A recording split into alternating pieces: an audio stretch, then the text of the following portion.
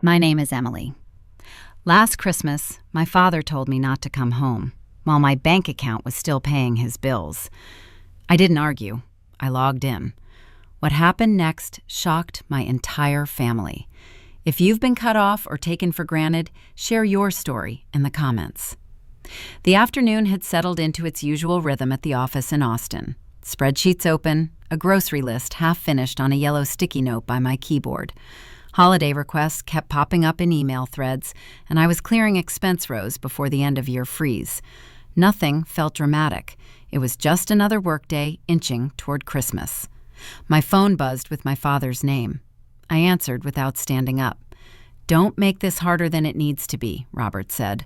"What's going on?" "If you don't like how this family works, don't come for Christmas." The line stayed open. A television murmured somewhere. My mother didn't speak. My brother's breathing came through the speaker, close enough that he had to be standing right there. "So you're saying I shouldn't come," I said. "That's exactly what I'm saying," Robert replied, calm, like he was confirming a reservation. A pause followed, long enough for someone else to jump in. No one did. He kept talking, explaining the cost of hosting, how much everything added up, how family money had limits. While he spoke, an email notification slid across my screen. The subject line flagged an automatic transfer scheduled for later that night. The amount matched the number he was complaining about. "Dad," I said, "the payment's due on the 21st. "It's the 23rd, he answered. "It's the 21st, my brother cut in. "That's what I said," Robert snapped, moving on without correcting himself. The conversation didn't escalate. It didn't need to. The message had landed clean. Don't show up, don't argue, don't expect a seat at the table. As the call dragged on, my work inbox chimed again. A system reminder popped up, polite and perfectly timed. "End-of-year financial review due." Robert wrapped things up with a clipped goodbye. The call ended before anyone else found their voice. The office around me kept going. Someone laughed down the hall. A printer jammed and beeped for help. The sticky note on my desk still listed milk, bread, wrapping paper. My phone stayed in my hand as I logged into my bank account. The dashboard loaded in its usual blue and white, balances stacked neatly, transactions aligned in rows. At the top of the screen, the scheduled transfer sat there, unchanged, a countdown ticking toward execution later that evening. A scrolling banner at the bottom warned about holiday processing delays, cheerful language wrapped around firm deadlines. Recent transactions listed utilities, insurance, groceries, each line stamped authorized. My name sat at the top, alone, steady, while other users remained invisible. The balance looked fine, healthy even, which made the call feel stranger. Nothing on the screen reflected voices or silence or invitations withdrawn. Just numbers, dates, and a button labeled Manage Settings. Waiting, neutral, patient, as systems always are. The timer kept counting, seconds stacking quietly, indifferent to family traditions, calendars, or the weight people assigned to them there. Messages started arriving before the workday ended. My mother sent one sentence: "Let's not make this bigger than it is." No follow-up came after that. My reply stayed unsent. My brother didn't respond at all. Questions about what had just happened sat unread, then marked seen, then buried under new messages that never addressed them. In the family group chat, plans kept moving. Arrival times, a grocery split, a photo of the living room tree already lit. No one mentioned my name. The conversation adjusted around the gap, like it had always been that way. At the office, I asked my manager to switch my holiday shift. He glanced at the calendar and raised an eyebrow. "Family thing?" "Yeah," I said. "That's fine," he replied, already typing. The subject didn't come up again. By the time I packed up, 3 relatives had reached out privately. Each message followed the same shape. No questions, no sides taken, just reassurance that arguments between fathers and daughters happened all the time, especially around holidays. One ended with a thumbs-up emoji, as if the situation had been resolved. Dinner happened late at a neighborhood place that stayed open past normal hours. Marcus Hill slid into the booth across from me with a paper menu already creased from use. "You look busy," he said. "It's been a day." That was enough of an answer. Plates arrived. He waited until the server walked away before asking anything else. What exactly did he say? I repeated the sentence, word for word. Marcus nodded once. "And you're still paying for things?" That's the part no one wants to talk about. He took a sip of water and set the glass down carefully. "Have you checked every account?" "I know what's there." "That's not what I asked." The question hung there while the check-in emails from work continued to arrive. After dinner, back at the apartment, the laptop came out again. Bank login, two-factor code, dashboard. The primary account looked familiar. Balances made sense. Then the Authorized Users tab opened. Robert's name sat there with a limit that didn't match what I remembered. The number was high enough to notice. Clicking into the history showed a change date, 3 months earlier. A quiet adjustment, logged at 9:12 a.m. on a weekday I had been in meetings all morning. Scrolling revealed more. The automatic transfers had been modified too. Not canceled, just shifted. Dates moved. Amounts rounded up. Work messages kept coming as if nothing personal existed. A calendar invite shifted without comment. An automated reminder flagged an unfinished report. Someone down the row asked about holiday parking. Each interruption felt procedural, polite, detached from the phone still buzzing on the desk. At home later, dishes sat in the sink longer than usual. The television stayed off. Notifications stacked from family members who avoided names and specifics, all phrased like conflict management tips copied from somewhere else. One cousin suggested time would smooth things over. An aunt recommended prayer. None asked what had been said. Another text arrived from my brother, a single question mark, then nothing after I answered. The silence felt coordinated, not accidental. Marcus sent a short follow-up, asking if I'd looked yet. I replied with a screenshot and no caption. He reacted with a single period, which somehow said enough. Outside, neighbors loaded trunks and tied ribbons to doors. Delivery vans rolled through the lot. A package notification arrived for something I didn't remember ordering, a reminder that systems deliver whether people show up or not. The bank app remained open in the background, numbers refreshing when I didn't ask them to. Each refresh confirmed the same thing: access granted, limits raised, changes approved without conversation. The longer it sat there, the clearer the shape of the problem became through action alone. No one interrupted the pattern today. A notification buzzed on my phone while the screen stayed open. Your authorized user settings are active. It came from the bank's automated number, the same one that sent fraud alerts and holiday greetings. No warning, no concern, just confirmation. Another message came in from my mother. Your dad is under a lot of stress. No question followed. No acknowledgement of the call. The sentence stood alone, asking for agreement without offering explanation. The grocery list still sat on the counter, unfinished. Wrapping paper remained unbought. On the couch, the phone opened to notes. A new line appeared beneath the existing reminders. Tomorrow, 9 a.m., call bank. The bank branch opened at 9. I arrived early enough that the doors were still locked, the lobby lights on but dimmed. When they finally let people in, a woman at the front desk asked how she could help. I said I needed the history of every change made to my account's authorized users. She nodded and printed a ticket. A few minutes later, a banker named Laura called my name and led me to a desk near the windows. She listened without interrupting while I explained what I needed. No emotion showed on her face, just focus. Do you have any documentation? She asked. Yes, I said, sliding my ID across, and I need copies of anything signed under my name. Laura typed, clicked, and scrolled. The printer behind her hummed once, then again. She paused, frowned slightly, and pulled a page from the tray. This is an authorization form, she said. It grants extended access. That shouldn't exist, I replied. She turned the page so I could see it.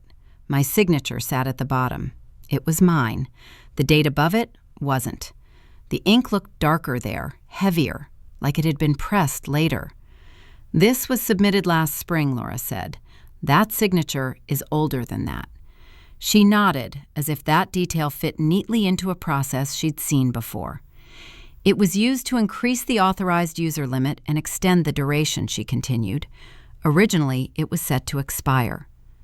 So it wasn't temporary, I said. No, she replied. It was amended. The pieces lined up without commentary.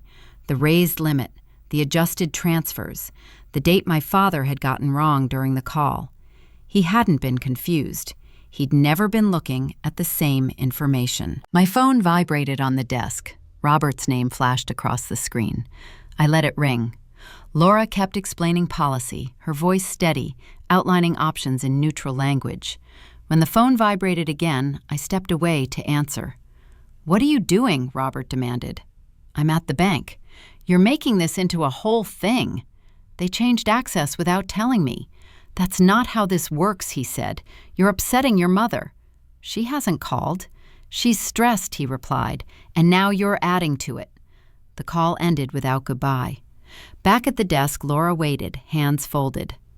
"I want to stop the transfers," I said, "and lock the card."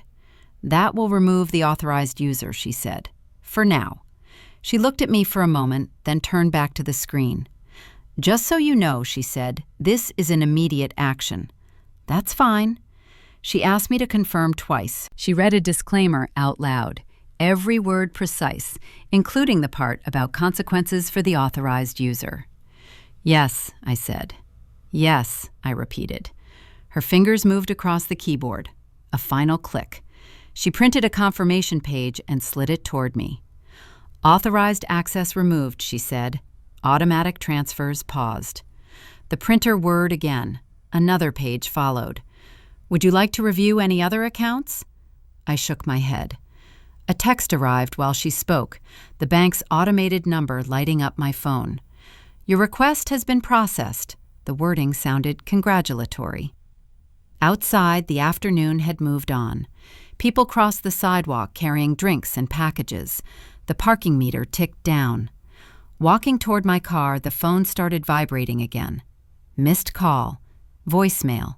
Another missed call. Robert, my mother, my brother. I didn't answer. By the time I reached the driver's seat, there were 6 missed calls.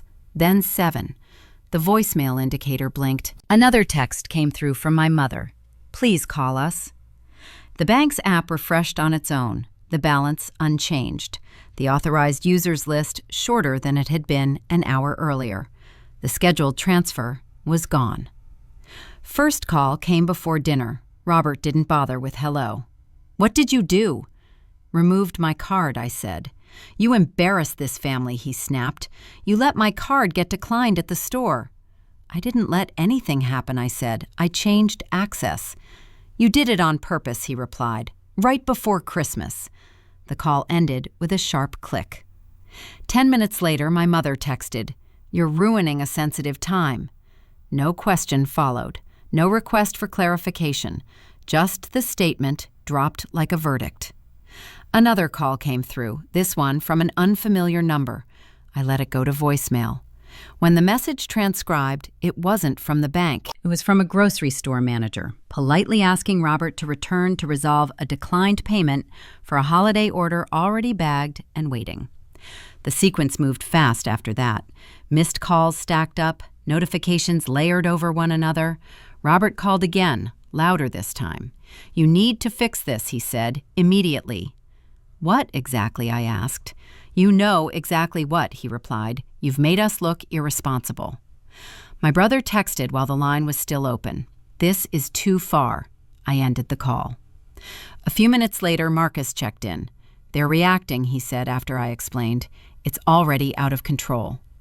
"This isn't about feelings anymore," he replied. "It's about systems doing what they do when inputs change." That distinction didn't matter to anyone else. My mother called next. "Your father is getting calls from the bank," she said. "They think something is wrong." "There was," I answered. "He has never missed a payment." "That's not accurate." Silence followed. Then her voice shifted. "There's a loan." "What loan?" "One he took out last year," she said. "It's short term." "Why am I listed?" I asked. "You were helping," she replied. "That's what family does." The line went dead before I could respond.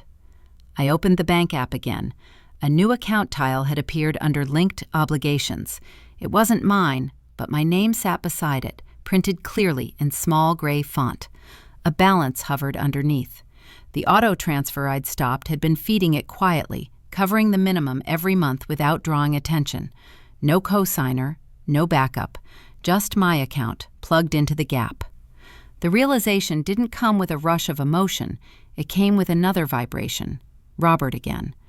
"This is your fault," he said as soon as I answered. "They're asking questions now." "They should," I replied. "You don't understand what you've done," he continued. "This affects all of us." "Well, then you should have told me." He laughed once, short and sharp. "You always make things complicated." My brother followed with another message. "You're tearing the family apart." The wording felt rehearsed. A bank notification arrived a moment later, bright and neutral. "Payment attempt unsuccessful." No explanation, no apology, just a fact. Marcus called back. "They found something, didn't they?" he asked. "Yes." "Then this isn't temporary," he said. "You didn't pause anything, you cut the line." That landed cleanly. The plan had been simple. Stop the card, pause the transfer, buy time.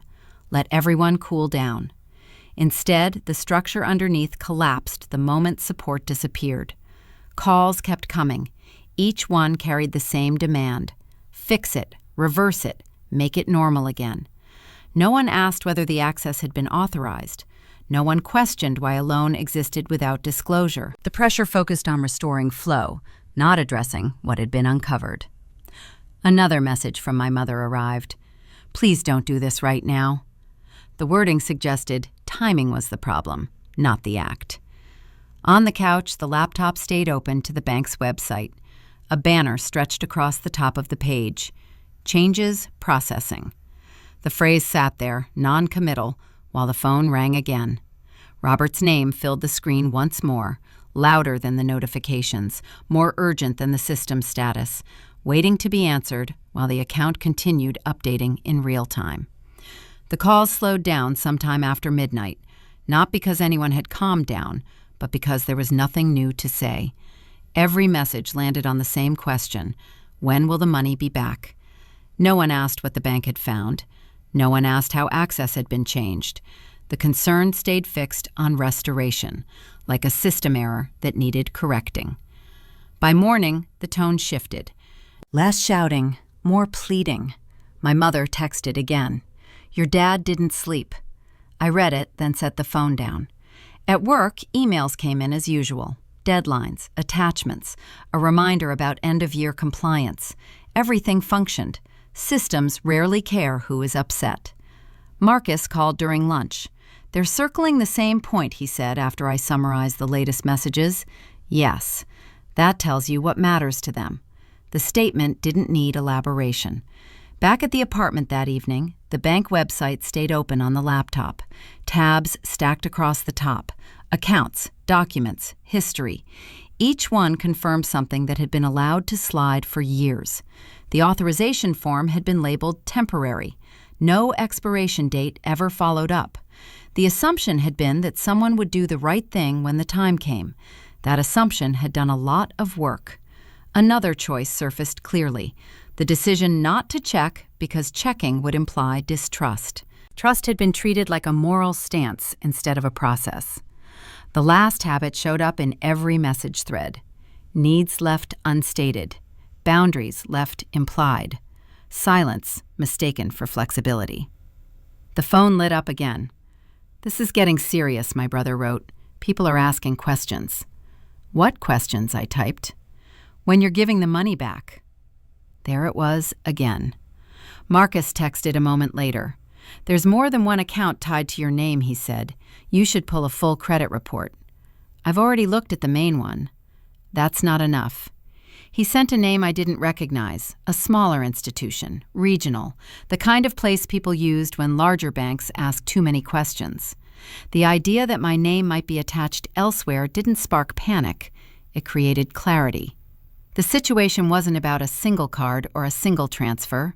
It was about patterns. The choice settled without ceremony. This wasn't a debate to win. It was a record to correct. An email went out to the bank requesting a full audit. Another followed to a credit bureau. Forms filled, dates selected, confirmations returned. The subject lines were precise. Appointment confirmed. Request received. Each message carried a timestamp and a case number. My mother called while I was reviewing one of the confirmations. "Can you just stop for a minute?" she asked. "Everything feels like it's moving too fast." "It's been moving for a year," I said. "I'm just seeing it now." "You don't have to do this before Christmas." "That wasn't my decision." Silence followed. Then her voice softened. "You know this changes things." "Yes. You might not be welcome." The statement mirrored my father's words without repeating them exactly. "I understand," I said. The call ended. The price of continuing was clear. There would be no holiday reset, no shared table pretending the last week hadn't happened. The space that followed would not be filled quickly. The laptop chimed again. Another confirmation email arrived, polite and unemotional, outlining next steps and expected timelines. Marcus checked in once more. "You're doing this the right way," he said. "Slow, documented, boring." "That doesn't make it easier." "No," he agreed. "It makes it final." Dinner was simple and unremarkable. Dishes washed, lights turned off. The grocery list still sat unfinished, no longer urgent. On the phone, the calendar app opened. Appointments stacked over the next few days. Bank, credit bureau, follow-up. Each one was accepted. A final email arrived just before midnight confirming the last booking. "Your appointment has been scheduled." The credit report didn't arrive all at once. It came in sections, each one unlocking after another verification step. Name, address, social. A pause while the system checked consistency. Then the first page loaded. The accounts listed at the top looked familiar. Credit card, checking, the loan I'd already seen. Scrolling revealed more. Smaller lines, short-term obligations, store accounts I'd never opened, payment histories that stretched back years. My name appeared on all of them, not as an authorized user, as the primary. Dates lined up in a way that made other moments click into place. Robert always knew when payments were due. He'd remind me casually, sometimes weeks ahead, sometimes the day before. It had felt like concern. It read differently now. My mother's avoidance around money showed up too. She never discussed numbers. She redirected conversations. She deferred. It hadn't been ignorance. It had been insulation. Marcus came over that night, sitting at the table while the pages stayed open on the laptop. "This is spread out," he said. "Deliberate." "It's been years." He nodded. "Low balances, on-time payments, nothing flashy. Until it stopped. Until you noticed." The phone rang while he was still there, Robert's number. I answered. "You've gone too far," Robert said. "I've spoken to a lawyer." "That's your choice." "You're putting yourself at risk," he continued. "Everything you're doing makes it look like you accepted responsibility." "I didn't." "You didn't object," he replied. "That matters." The phrasing felt practiced. "You signed," he added. "You benefited." "I paid," I said. "That's not the same thing. That's not how it will look." The call ended without a threat, which made the warning heavier. An email arrived minutes later from a family law office I recognized by name. The message was brief, professional, and carefully neutral. It advised caution. It suggested reconsideration. It implied consequences without naming them. Marcus read it once, then again. "They're trying to slow you down," he said.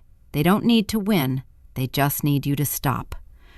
Another message came in from my mother. "Why are you doing this to us?" No mention of the accounts. No reference to signatures or balances. My brother followed. "Dad's lawyer says this could get ugly." The pressure converged from every direction at once. Calls, messages, emails, different voices, same goal. A follow-up alert from the credit bureau interrupted the chain. Additional verification required. One of the disputed signatures had been flagged as inconclusive. The system needed time. Originals, comparison samples. Until then, the account status remained unchanged. That piece mattered more than I wanted it to. Without it, the story stayed muddy. Responsibility unresolved. Doubt preserved. Marcus leaned back in the chair.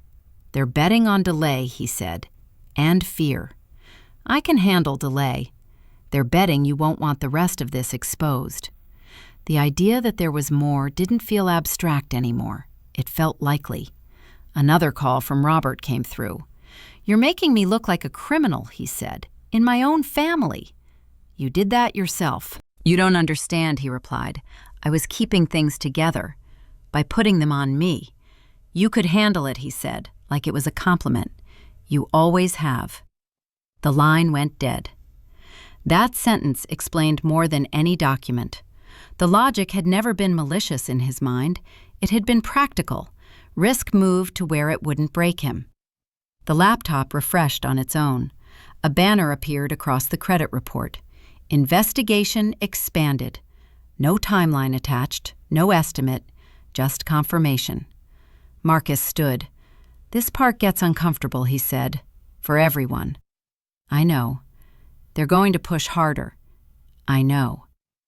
The apartment felt smaller after he left. The inbox filled with automated responses acknowledging disputes and requests. Each one assigned a number. Each one removed a little more control from human hands. My mother sent one more message before midnight. "You're tearing this family apart." The statement sat unanswered. Another notification arrived, this one from the credit bureau. "Your inquiry has been escalated." The meeting was scheduled for 90 minutes. A conference room at the bank. Neutral walls. Water pitchers already set out. Everyone arrived early, which told me more than any greeting did. Robert sat across from me, hands folded, jaw tight. His attorney took the chair beside him and arranged a legal pad with practiced precision. The bank representative, Laura again, logged into a terminal connected to a screen on the wall. Another staff member joined to observe and take notes. No one asked how anyone was doing. Laura opened first. "This meeting is to review account activity, authorization changes, and responsibility assignments," she said. "Everything discussed will be documented." I slid a folder across the table. "These are the statements," I said, "and the change history." Robert didn't look at them. "This is a family misunderstanding," he said instead. "It never needed to get this far." His attorney nodded. "Intent matters here," the attorney added. "There was no malicious action." Laura turned the screen toward all of us. "We'll start with the records," she said. The first document appeared. Dates, times, user IDs, every adjustment tracked down to the minute. "That's not accurate," Robert said. "I never changed anything myself." Laura clicked to the next entry. "This log shows a request submitted online," she said. "It required verification." Robert shifted. "She handled finances," he said, gesturing toward me. "I assumed she knew." The assumption didn't land. Laura pulled up the confirmation audio, a recorded call, a neutral voice reading disclosures, a verbal agreement. Robert's voice responding clearly, confirming changes, repeating information back. The room stayed still while it played. "That's out of context," Robert said when it ended. "It was explained to me as temporary." Laura didn't respond verbally. She clicked again. "This is the follow-up email," she said, "sent the same day." The subject line filled the screen. "Authorized user limit increased." No qualifiers, no expiration. The attorney leaned forward. "We'll need to review—" "There's more," Laura said. Another log appeared, the authorization form, signature, metadata showing the date field alteration, the submission source, the IP address. Robert's chair scraped slightly as he adjusted. "That's not proof," he said. "You can't say who changed it." Laura nodded. "Correct," she said. "But we can say who benefited." She switched to the account summary. Payments, transfers, the loan that surfaced once support stopped. My name attached. His usage reflected in transaction locations and merchant categories. This shows dependency, she said, and misattribution of responsibility. The attorney went quiet. For the first time, Robert looked directly at me. You didn't have to do this, he said. We could have talked. We did, I replied.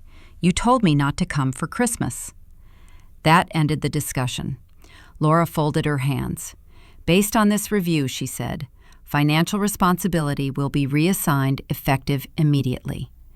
The attorney objected, briefly, citing ongoing disputes.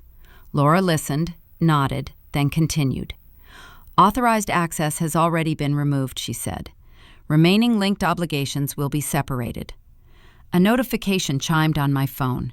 The email subject line displayed itself clearly. Authorized access removed successfully. No punctuation, no commentary, just confirmation. Robert stared at the table. This will hurt my credit, he said. It will correct it, Laura answered. Over time. The attorney gathered his papers, slower than before. We'll be in touch, he said, not looking at me. The meeting wrapped without ceremony. Signatures collected, copies provided, instructions outlined. As we stood to leave, Robert spoke again, lower this time. You're really going through with this? Yes, I said. He nodded once, like he was acknowledging weather. In the hallway, another bank employee handed me a final document. This confirms the freeze, she said. You'll receive full notice by email. The phone vibrated again. Another automated message came through, time-stamped to the minute.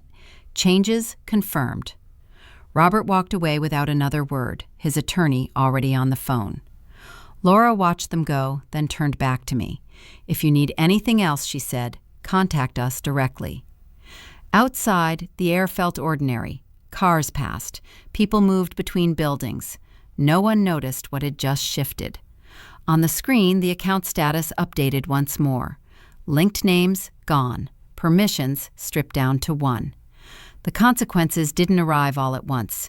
They showed up in fragments, through second-hand updates and automated notices, the way most real fallout does. Robert stopped calling. When he did reach out, it wasn't to argue. It was to ask procedural questions. Which number to call? Which form to submit? Who to speak to at the bank? The conversation sounded like customer service calls, stripped of authority. My mother relayed details without commentary. He has to explain the loan. They're reviewing his statements. There was no more talk about family money.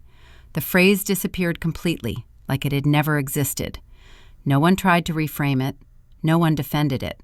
The silence around it felt deliberate. I didn't push back. I didn't chase apologies. When messages came through, responses stayed factual and short. No anger, no warmth, just acknowledgement. Financial ties were unwound one by one. A new phone number replaced the old banking contact. The account that had once held everything closed with a confirmation screen and a polite thank you. A new account opened under my name alone. No authorized users. No legacy settings carried over. The email arrived the next morning. Your account is now independent. The sentence looked almost celebratory. No context. No awareness of how long it had taken to get there. Marcus laughed when I forwarded it. They always phrase it like freedom was their idea, he said. Christmas Eve came without ceremony. No travel plans, no last-minute negotiations. The grocery list finally got finished, but the items were different, simpler, fewer. At Marcus's place, the table filled slowly. A couple of friends dropped by. Someone brought a pie from a bakery down the street. Another person showed up late with a bag of ice and an apology that didn't need accepting. No one asked for explanations. When the topic came up, it passed quickly, handled with nods instead of questions. Glad you're here, Marcus said, handing over a plate. So am I.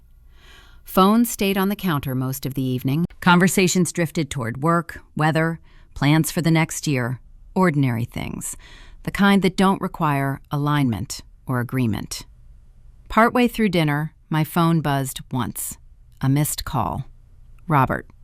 No voicemail followed.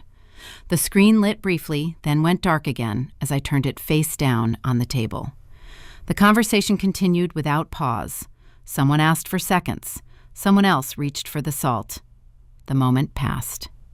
Later, while clearing plates, my mother sent a message. "Hope you're okay." I replied with a single sentence. "I am." That was true.